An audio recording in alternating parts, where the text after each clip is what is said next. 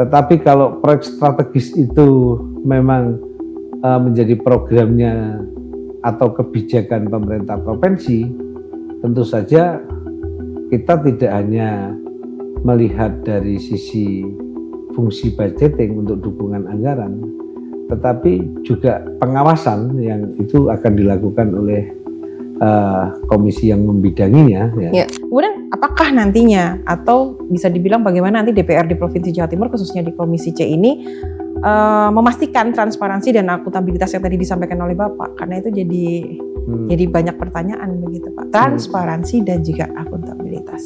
Ya, memang dalam memberikan pelayanan publik, utamanya dalam penyelenggaraan pemerintahan, ya kita harus tetap punya komitmen bahwa penyelenggaraan pemerintahan ini harus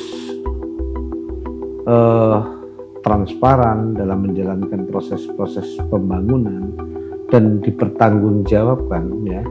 Memang proyek strategis itu yang pasti ketika memang benar-benar perencanaannya, ya, terus tujuan jangka panjangnya itu jelas dan betul, terintegrasi dengan baik dengan yang lain, maka itu dampak kemajuannya sangat cepat.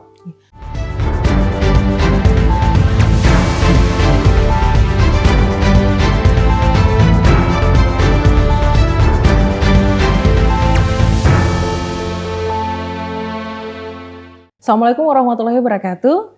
Selamat datang di ABTPN Podcast. Bukan sekedar bicara, lebih dekat, lebih paham. Masih bersama saya Risa Ismaya. Seperti biasa kita akan obrolkan hal-hal menarik di podcast kali ini. Dan tentu saja dengan topik-topik yang luar biasa dan juga narasumber-narasumber yang luar biasa. Kali ini topiknya sungguh membuat saya wow begitu ya. Karena di beberapa kesempatan banyak juga yang menanyakan terkait dengan kapan topiknya diangkat lebih menarik ini. Nah, kali ini saya mengangkat topik yang luar biasa menarik, yakni proyek strategis di mana uangnya bekerja, bersama dengan narasumber yang luar biasa juga, di mana pembangunan daerah merupakan wujud nyata ini dari pengelolaan keuangan publik yang transparan dan juga akuntabel, seperti yang kita ulas beberapa waktu yang lalu. Pemerintah provinsi bersama dengan DPRD sebagai lembaga pengawas dan juga pembuat kebijakan ini memiliki peran yang penting memastikan setiap rupiah yang ada dari APBD benar-benar ini bekerja dan dipastikan untuk kesejahteraan rakyat. Kemudian bagaimana kondisi terkait dengan pelaksanaan proyek strategis yang ada di Provinsi Jawa Timur dan apa sih sebenarnya yang dimaksud dengan proyek strategis itu sendiri. Saya sudah bersama dengan narasumber luar biasa, tapi sebelumnya ini saya punya pantun ya. Beli pisang di tepi kali. Cakep. Kemudian rasanya manis bikin gembira. Cakep. Lumajang hijau menawan hati. Ketemu lagi dengan Pak Agus Yudas. Ya, apa kabar biasa, Bapak? Kabar baik, sehat. Ya, saya sudah menantikan ini beberapa waktu Pak terakhir bertemu dengan panjenengan membahasnya. Ya memang kalau di Komisi C itu kan urusannya anggaran dan anggaran. Pendapatan ya. Pendapatan anggaran yang tentunya berkaitan dengan angka dan lain-lain. Nah, kali ini topiknya juga masih terkait dengan pendapatan dan juga anggaran, tapi lebih yang tadi saya sampaikan adalah proyek strategis. Nah, ini di mana uangnya ini bekerja, begitu. Sekali lagi, saya bersama dengan beliau, anggota sekaligus Wakil Ketua Komisi C dari DPRD Provinsi Jawa Timur dari fraksi PDI Perjuangan. Yang hadir bersama kita ada Bapak Agus Wicaksono Esos, tapi biasanya yang tadi di awal saya panggilnya Pak Agus Yuda. Begitu ya Pak ya? Betul. Saya masih ingat Pak kemarin tadi pantunnya dadakan sebenarnya. Cuman karena komoditas utama di Lumajang ini pisang ya, dan belum ada yang menyamai hasil panen yang luar biasa pisang agung ya Pak ya. Pisang agung dan pisang kirana, mas kirana. Pisang mas kirana. Ya mungkin kalau nanti pisangnya ditanam di daerah lain belum tentu hasilnya akan semaksimal ditanam di sini begitu ya Pak. Itu mungkin makanya yang jadi apa namanya ikon itu adalah pisang agung dan juga pisang emas kirana gitu. Itu kalau UMKM di sini biasanya biasa mendisplay atau tempat oleh-olehnya tuh di sebelah mana Pak kalau boleh tahu? Banyak. Jadi bisa di KWT ya, kawasan Wonorejo Terbadu, yang memang itu dikhususkan salah satunya kita promo soal produk-produk UMKM. Salah satunya adalah keripik pisang. Keripik pisang, betul. Termasuk semua di pasar-pasar di sepanjang jalan, ya kalau pisang agungnya ya sudah siap. Sudah siap. Iya Pak, makanya kemarin waktu posisi pulang gitu ya dari Lumajang, PGJ bawa pisang, tapi masih kesasar. Ya nanti kita carilah tempat yang tadi disampaikan Bapak ya, di beberapa tempat. Di pasar apa Pak tadi Pak? Ya di setiap pasar. Di setiap pasar ya Pak ya? Di sepanjang jalan. Antara Wonorejo sampai Kelakah. Nah itu dia, spesifik nih tempatnya. Jangan lupa dicatat ya. Teman-teman, nanti biar gak kesasar lagi gitu maksudnya. Pulang Lumajang sampai Probolinggo menuju tol. Ya. Itu pasti gitu ya. Pasti ada. Oke, terima kasih Bapak informasinya dan pastikan nanti teman-teman nggak lupa ya. Kita biasanya itu karena kebanyakan guyon Pak, jadi kebablasan gitu ya. Tapi hari ini kalau tadi ngomongin proyek Pak yang saya sampaikan, proyek strategis itu kan masyarakat awam masih pengen tanya-tanya nih, proyek strategis yang ada di Provinsi Jawa Timur itu maksudnya yang proyek yang seperti apa begitu Pak yang ada di Jawa Timur? Jadi proyek strategis untuk membuka akses ya, dan itu investasi yang inklusif dan berkelanjutan, artinya punya masa depan jangka panjang, yaitu biasanya proyek strategis itu banyak dilakukan oleh pemerintah pusat. Yang tentu saja ada beberapa kewajiban dan kewenangan masing-masing. Misalkan proyek strategis jalan tol, ya, untuk membuka akses, untuk menghubungkan antara kota satu dengan kota yang misalkan. Contoh Pak, contoh. Ya. Tol Mojokerto sampai Solo kan itu kan buka akses. Artinya ada pembebasan tanah. Ya. Pelabuhan juga Pak. Yang ada di utara Pulau Jawa. Ya ada banyak di sini pelabuhan di salah satunya ada Probolinggo. Betul. Jadi kalau tol itu kan sebenarnya seperti jalan lintas selatan. CLS yang hari ini belum selesai. Itu ya kerjasama ya dengan tujuan yang sama, seperti pembangunannya adalah APBN. Tetapi untuk pembebasan tanahnya itu kan provinsi dan kabupaten. Ya. Nah, sehingga sebenarnya semuanya dilakukan gotong royong. Kalau di Komisi C sendiri DPRD provinsi ini perannya apa Pak? Kalau ada proyek strategis seperti ini Pak? Kalau proyek strategis itu sudah diputuskan oleh APBN, ya tentu saja apa yang menjadi kewajiban kita pemerintah provinsi sebagai fungsi budgeting, kita harus mendukung dengan anggaran ya. Tetapi kalau proyek strategis itu memang menjadi programnya atau kebijakan pemerintah provinsi, tentu saja kita tidak hanya melihat dari sisi fungsi budgeting untuk dukungan anggaran, tetapi juga pengawasan yang itu akan dilakukan oleh komisi yang membidanginya. Ya. Untuk Komisi C dipastikan bahwa proyek strategis ini benar-benar membawa impact, dampak, tidak hanya pertumbuhan ekonomi ya, tetapi juga dampak-dampak yang lain, karena akan menumbuhkan salah satunya iklim investasi di Jawa Timur. Oke, Pak, kadang saya rancu Pak yang tadi sempat atau kemarin ya sempat tanya-tanya ke Bapak terkait dengan fungsi pengawasan yang mungkin dilakukan terkait dengan pengawalan proyek strategis itu masuk di Komisi C atau di Komisi D, itu kemarin kita masih bingung. Itu bedanya di mana sih Pak untuk pengawasan seperti itu Pak? Di kalau proyek strategis, misalkan dalam pelaksanaan ya, yaitu yang membidangi fungsi pengawasan yang fokus terhadap pelaksanaan pembangunan Nggih. itu ya Komisi D. Komisi Nah, D. berapa Yang- anggarannya? Nggih. Kalau bagian- Komisi C-nya Komisi C-nya fokus kaitannya dengan nggih, kebijakan, impact-nya, dampaknya. Oh, dampaknya. Dampak bahwa setelah ada akses ya, Nggih. ada proyek strategis, ini harus dipastikan dampaknya itu terhadap pertumbuhan ekonomi Oke. ya, termasuk membuka ruang ya usaha baru di sana Iya. karena sudah ada infrastruktur jalan. Betul. Karena kepercayaan atau iklim investasi tumbuh tidak hanya dari sisi kepastian hukum, stabilitas regulasi, kemudahan untuk diberikan izin yang transparan, akuntabilitas, tidak ada pungli, yaitu iklim investasi akan tumbuh. Dan yang paling terakhir adalah infrastruktur. Betul. Baru orang akan berinvestasi di Iya. Jatim. Terus PAD-nya meningkat, Ya pasti, iya.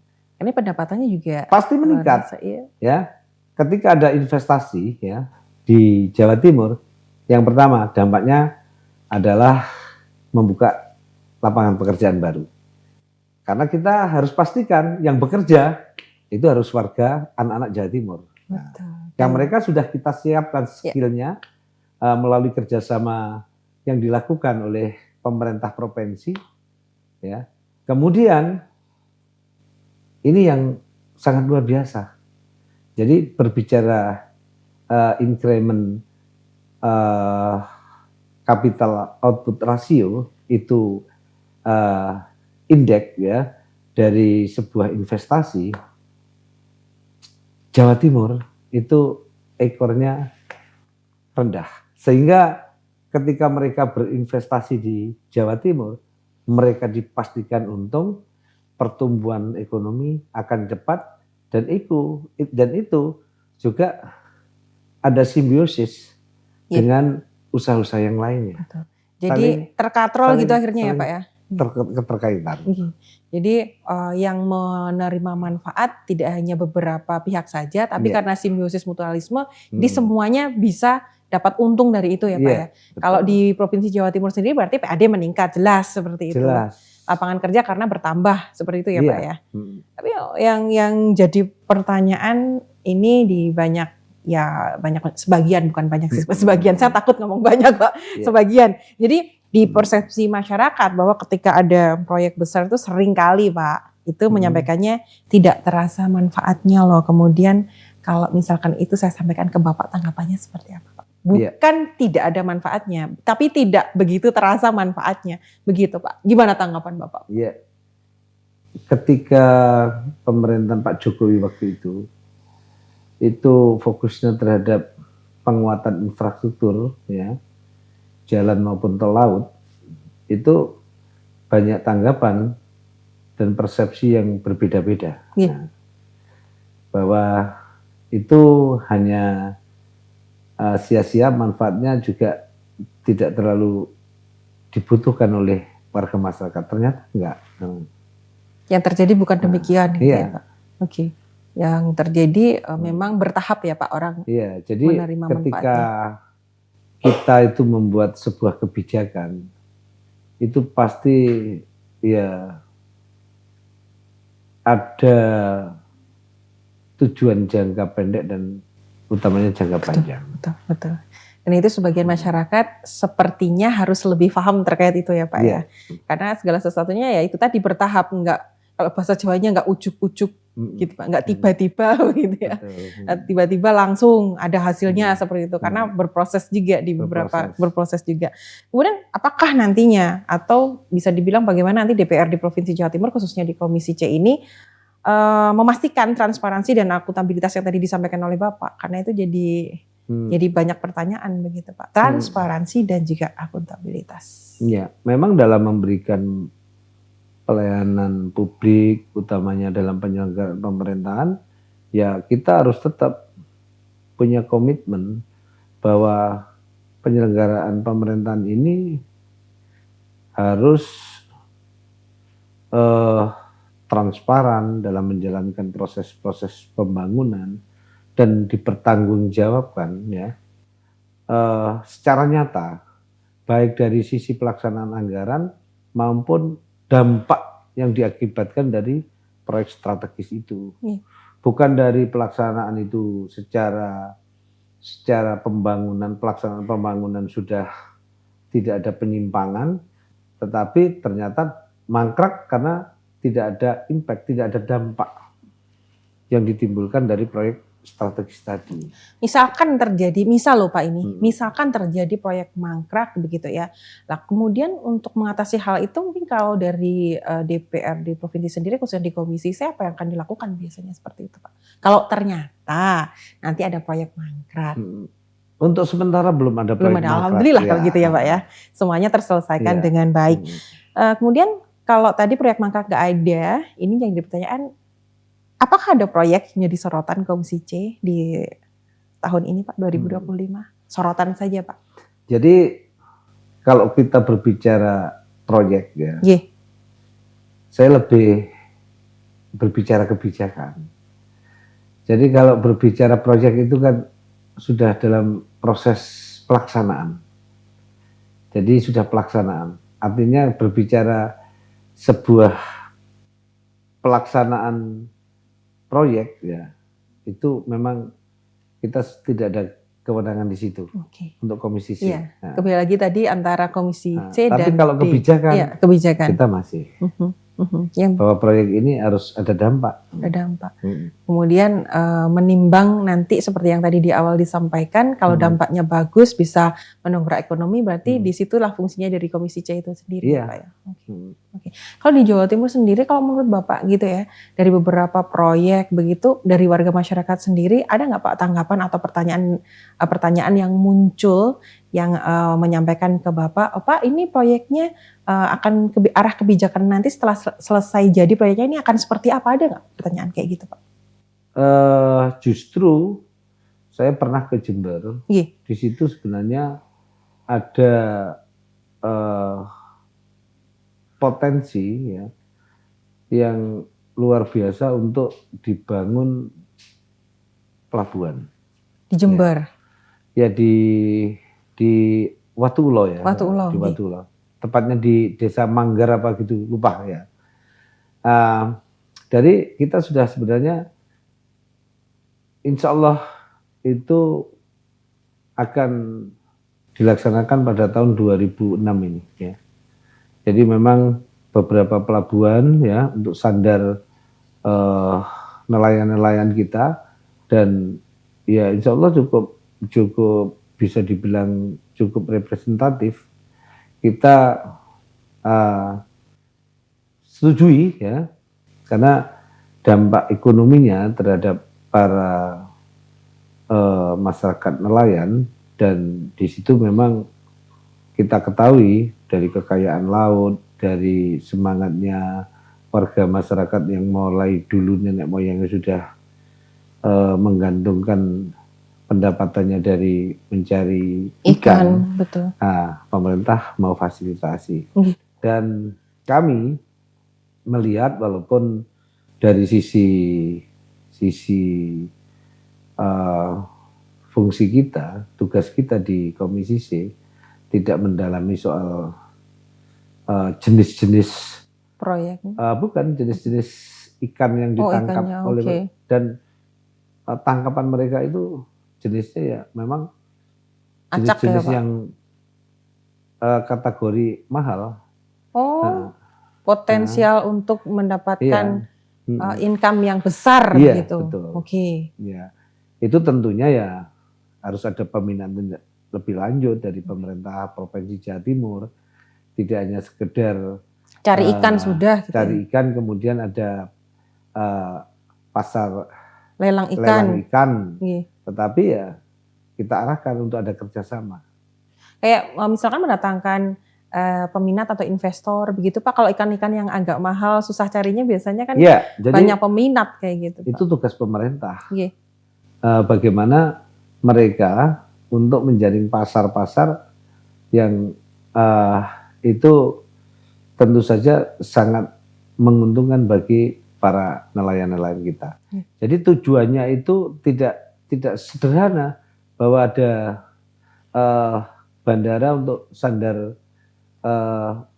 untuk nelayan-nelayan kita, tetapi ada tindak lanjut dari pemerintah dan itu sudah ada plan ya, ada master plan-nya. Untuk pelabuhan tadi ya Pak ya.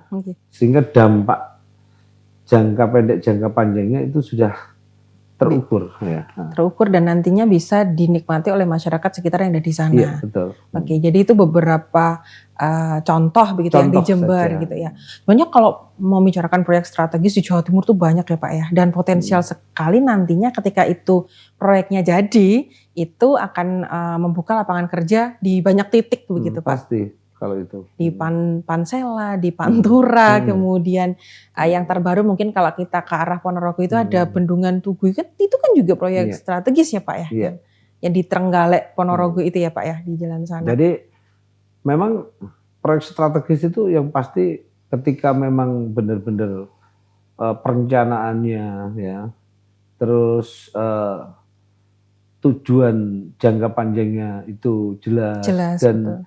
Terintegrasi dengan baik dengan yang lain, maka itu dampak kemajuannya sangat cepat. Nanti kalau tadi Bapak sampaikan ada sinergitas dengan pihak yang lain, apakah bisa saya bilang DPRD Jatim ini menilai antara proyek yang strategis nasional tadi dengan daerah Pak mungkin? Iya betul. Sinergitas itu nasional dan daerah. Sudah. Jadi kenapa kita membuat proyek di sini? Di situ ada potensi wisata dan itu potensi untuk menjadi destinasi wisata cukup bagus, harus didukung proyek strategis dan didukung oleh infrastruktur yang lain. Nah, pasti begitu. Betul. Yang jadi banyak pertanyaan pasti terkait dengan proyek strategis yang fisik ya Pak. Fisik seperti pembangunan tadi Pak ya, pelabuhan, kemudian bandara, kemudian yang di Bendungan Tugu itu yang akhirnya mendatangkan income yang secara tidak langsung masyarakat juga bisa menikmati seperti itu Pak. Betul. Seperti tempat-tempat wisata.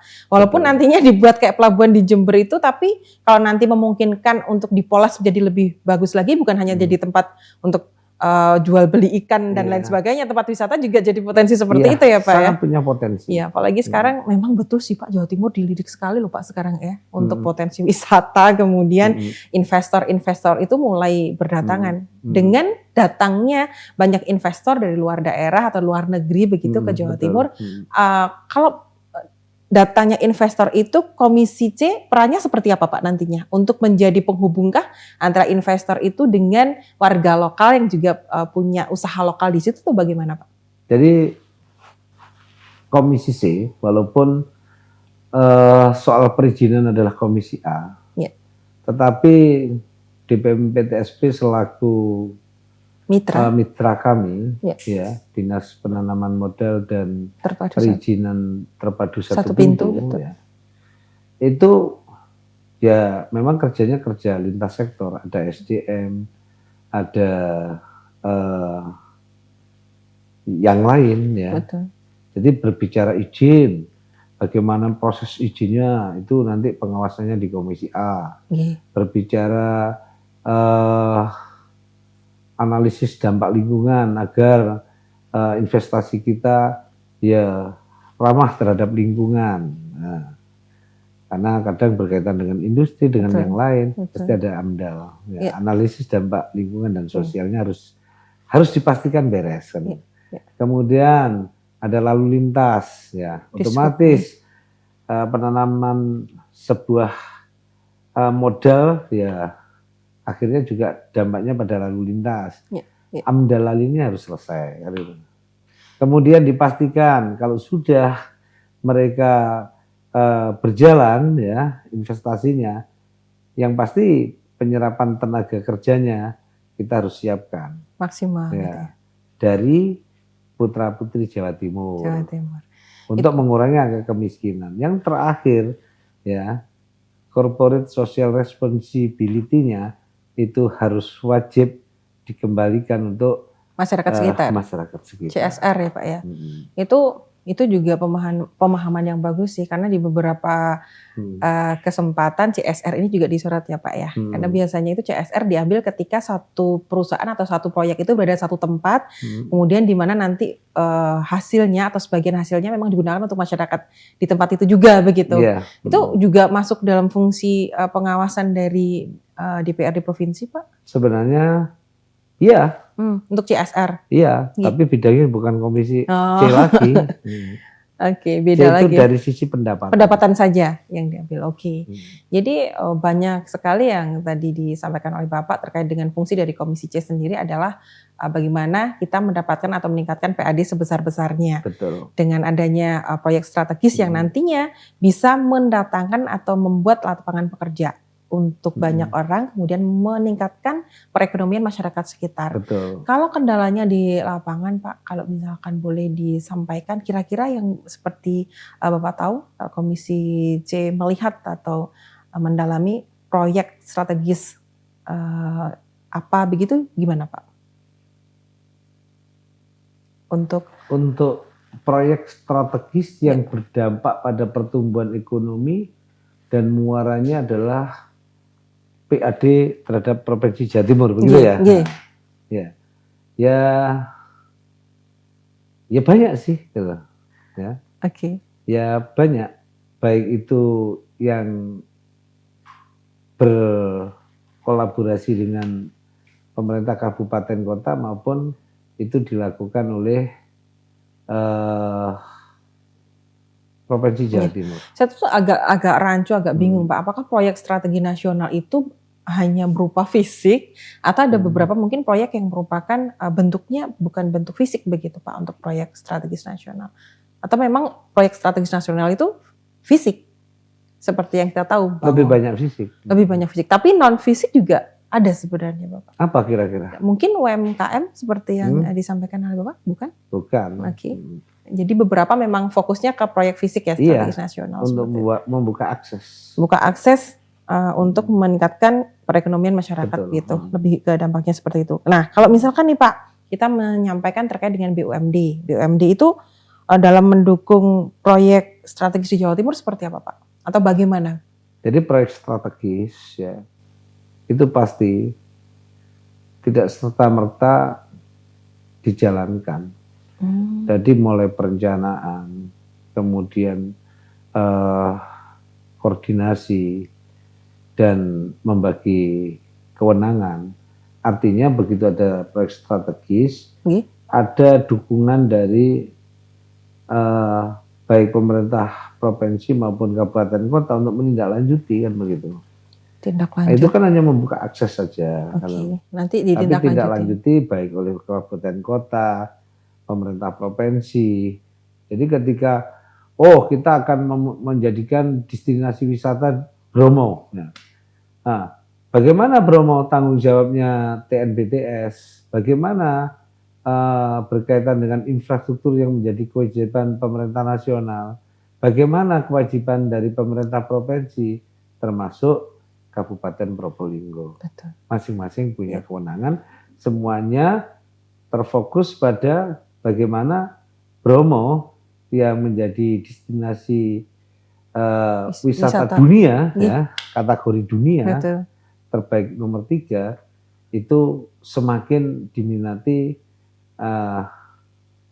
para wisatawan. Sehingga ketika wisatawan di sini, otomatis ada perputaran uang, ada PAD yang tinggi. Berbicara Bali yang kecil sebegitu, hanya beberapa kabupaten saja, tetapi PAD-nya luar biasa karena Bali destinasi wisata yang tidak hanya diminati, tapi mereka berlama-lama di situ. Betah gitu ya Pak ya? Betah di situ. Iya. Berarti kita yang di Provinsi Jawa Timur memang harus benar-benar seperti membuka peluang dan lapangan pekerjaan itu tidak hanya di beberapa sektor saja, termasuk yang utama di wisata kita potensinya juga besar gitu Pak ya. Nanti jangan lupa nih teman-teman ya, kita dekat dengan Bromo sekarang. Iya, Bromo. Kita melewati nggak ya tadi? Kita tidak melewati kalau panjenengan lewat jalur jalan provinsi. Tapi kalau lewat Tengah ya, Pak? Ranupane, Oh ya, oke. Senduro ke Iya. Ranupane. Iya. Di situ kita disajikan hutan lindung yang luar biasa Iya. dan tidak banyak yang tahu. Di situ ada Ranupane dan di situ ada Ranukumbolo, tapi kita harus mendaki, oke. Tapi setelah itu dari Lumajang itu ada perbatasan, kalau ke kiri itu Malang ya, betul. Tumpang. Iya. Kalau ke bawah itu kita ke Bromo yang ya itu wilayah TNBTS, tapi juga termasuk Kabupaten Probolinggo. Iya. Melalui jalur Teletabis. Teletabis. Dan jalur Teletabis tidak banyak yang tahu. Jalur Teletabis. Iya. Oke. Kenapa ya untuk masyarakat sendiri sebenarnya potensi wisata tuh besar. Ya itu tadi Pak, berarti pembangunan infrastruktur nanti masuk juga dalam proyek nasional juga biasanya nanti Pak. Iya. Jadi percepatan pembangunan, kalau tidak salah itu karena ada COVID, sehingga harus tertunda. Jadi ada Kepres atau apa itu, PP ya, PP 80 itu kita itu mendapatkan 4 kabupaten ini untuk mempercepat proses dan meningkatkan infrastruktur ya. Itu kita disiapkan 20 triliun oleh pemerintah pusat ya.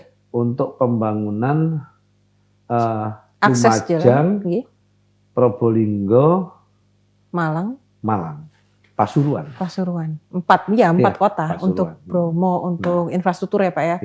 Tapi bukan tidak mungkin juga walaupun akses jalannya masih terbatas karena kemarin belum jadi dialokasikan ke COVID ya Pak ya, untuk kemarin. Tapi sekarang ini peminatnya masih luar biasa Pak ke Bromo ya. Itu jadi kunci kenapa Jawa Timur ini sekarang begitu terkenal dengan destinasi wisata Bromonya. Jadi untuk masyarakat mungkin akan lebih aware lagi bagaimana membuat suasana nyaman di tempat wisata yang jadi andalan. Bromo 5 tahun yang lalu lah sudah berbeda. Sekarang ini hotel-hotelnya sangat representatif. Betul. Jadi ikonik juga di sana ya Pak ya. Jadi berarti nanti bertumbuh dan berkembangnya proyek-proyek nasional itulah tujuannya proyek nasional. Betul. Kalau nggak disentuh sama sekali jalannya, sarana dan prasarananya, itu masyarakat aras-arasen mau ke sana. Ya nggak mungkin lah. Wisatawan itu akan datang. Tidak mungkin lah investor itu akan membuat hotel kan itu. Kalau misalkan jalan ke Bromo itu jangan biasa kayak ya bukan tugas resmi misalkan Pak ke sana sambil lihat-lihat sekarang infrastrukturnya tuh seperti ini pernah nggak Pak seperti itu Pak? Mungkin. Dan itu kesukaan saya. Hobi saya. Ya, kita karena healing. Saya punya hobi itu jeep. Tour jeep pas di sana ya Pak ya. Jeep, untuk akses jalannya untuk kan transportasinya gitu ya? Wajib ya. Jeep, untuk ke Pasir Bromo. Betul. Ya. Itu pakai hardtop. Betul. Terakhir, kapan kita ke sana? Besok. Oke. Itu tadi beberapa hal yang menarik Pak terkait dengan beberapa proyek strategis nasional, terutama tadi Bapak sampaikan kalau memang itu nanti bisa dimaksimalkan, dioptimalkan, tentunya akan terus menambah pundi-pundi pendapatan asli daerah di tahun 2026 dengan target yang 17 triliun sekian itu Pak. Nanti kedepannya kita akan terus sering-sering bertemu dengan Bapak kayaknya untuk update informasi seperti ini, bagaimana Komisi C nanti berupaya terus mendorong adanya percepatan proyek nasional untuk nantinya bisa menambah pendapatan asli daerah di Provinsi Jawa Timur begitu. Saya berharap podcastnya mungkin kita di Bromo. Asik. Kita bisa melihat langsung. Pak, kameramennya tersenyum loh Pak. Real gitu ya. Catat ya, nanti kali aja Bapak lupa kita ingatkan begitu karena beliau sendiri yang mengingatkan gitu. Jadi terakhir aja Pak, harapan Komisi C ke depannya Pak terhadap proyek-proyek strategis di Jawa Timur yang ada. Mungkin yang sekarang ada yang sudah berjalan seperti yang tadi Bapak sampaikan JLS, kemudian ada pelabuhan yang di Jember, mungkin juga ada beberapa di titik-titik di tempat-tempat atau kota-kota kabupaten di Jawa Timur seperti apa Pak? Jadi kalau yang lebih spesifik Nggih. soal urusan proyek itu kembali pada Komisi D. Betul. karena mitranya PU, pembangunan apa saja yang dilakukan, berapa saja anggaran yang dilakukan, bulan berapa ini akan dilakukan, itu yang mendalami yang namanya proyek-proyek programnya mitra itu ya Komisi D. Kalau Komisi C hanya mendorong agar optimalisasi PAD masuk di Jawa Timur gitu.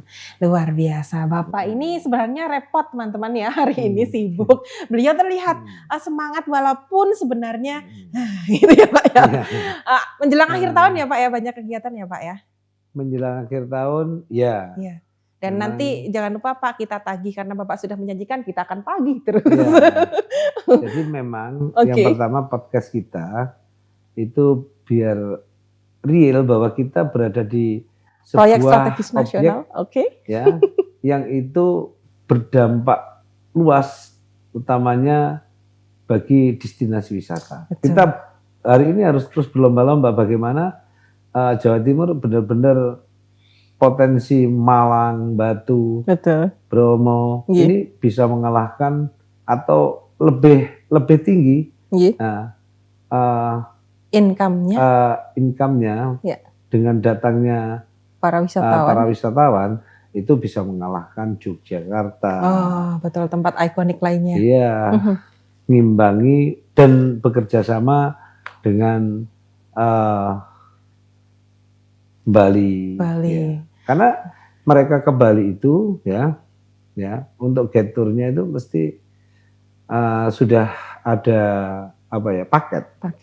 Misalkan sambil ke Banyuwangi misalkan. Mereka sudah ada paket. Jadi beberapa tempat wisata di Bali, kemudian ke Banyuwangi, Ijen dari Bali ke Ijen. Kemudian bergeser ke Bromo, bergeser lagi ke beberapa tempat dan berakhir di Jogja biasanya. Jadi dilewatin kerjasama antar tempat provinsi wisata untuk meningkatkan destinasi wisata itu juga perlu dilakukan. Sinergi, kolaborasi. Mereka biar betah berbulan-bulan di sini, kita kelilingkan di Indonesia. Betul. Nah, makanya tadi berarti proyek-proyek nasional itu harus tetap dikawal, dijaga, kemudian didorong untuk lebih baik, bisa membuat wisatawan atau entah itu mancanegara atau dalam negeri, karena wisatawan dalam negeri itu juga luar biasa loh Pak, untuk maksimal mendatangi tempat-tempat wisata di Jawa Timur khususnya. Lagi hype kan Pak ya, Kawah Ijen, kemudian Bromo dan lain sebagainya. Ya, kalau harapannya dari Komisi C seperti itu, berarti kita semua masyarakat khususnya seperti saya harus dukung 100%. Jawa Timur ini luar biasa loh Mbak. Gimana Pak? Luar biasanya itu dengan kerjasama dengan beberapa investor hotel utamanya. Dan di situ ada pemandu wisata. Mereka sudah menyajikan beberapa tujuan. Paket tujuan. Paket wisata. Ya, itu Banyuwangi itu mesti kelewatan. Bromo ini kelewatan.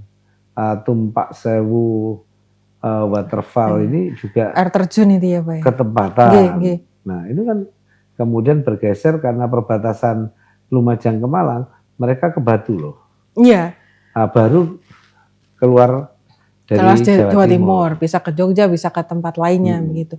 Ya, memang itu tadi Pak, penting berarti untuk proyek nasional kita dukung sepenuhnya. Bagaimana nanti progresnya yang mendapatkan manfaat juga kita sendiri sepertinya dengan peningkatan PAD ya Pak ya.